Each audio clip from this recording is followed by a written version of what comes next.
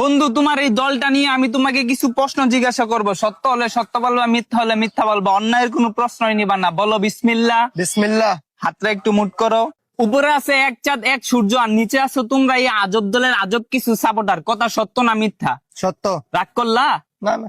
বর্তমানে তোমার এই দলের কোনো খাওয়া নাই, কিন্তু তোমরা এই আগিলা দিনের কথা নিয়ে নাচানাচি করো। ওই যে কথায় আছে না, দাদারা ছিল মেলা, বাপেরা ছিল অল্প, আর তোমাদের আছে 23 মারা গল্প। কথা সত্য না মিথ্যা? সত্য। রাগ করলা? না না।